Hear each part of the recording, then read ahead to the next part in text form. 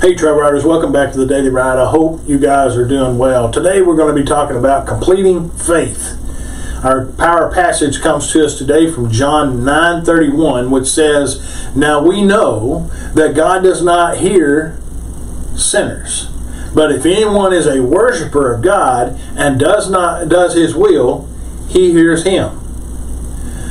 Power thought for today is that let this be my daily motto: Lord, I believe. Connecting passage for today is John 9:1-34. Scriptures that get us through the Bible in a year is Judges 3, Acts 7, Jeremiah 16, and Mark 2. John chapter 9 tells a story that demonstrated developing faith. Without even asking, Jesus healed a blind man. He plastered mud across his eyes and sent him to wash. And the man came back with good sight. When questioned, the formerly blind man replied, "A man called Jesus made clay and anointed my eyes and said to me, 'Go to the pool of Siloam and wash.' So I went and washed, and I received sight." Then they said to him, "Who is he?" The blind man did not know where Jesus had gone. Dissatisfied, the authorities decided this man is not from God. However, faith began to arise. They queried, "How can a man who is a sinner do such things, do such signs? Who was Jesus?" The man who was healed replied, He is a prophet." But the authorities had already agreed to excommunicate from the temple anybody who said that Jesus Christ was the Christ.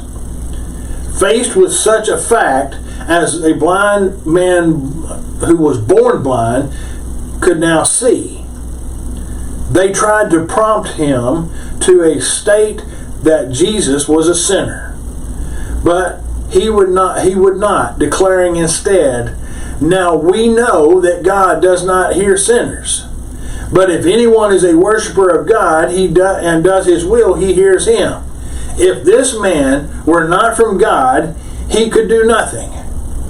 His faith was developing. For this, he suffered persecution and was victimized as a disciple of Jesus. Jesus then found the man. He had been thrown out of the temple, typical of a world that rejects those who testify of the goodness of God. He had one important question to ask this man, not whether he felt grateful or if he started to work, but do you believe in the Son of God? The man was puzzled. "Who is he, Lord, that I might believe in him?"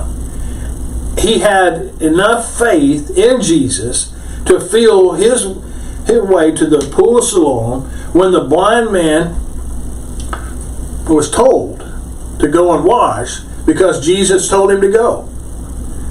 That brought him physical sight.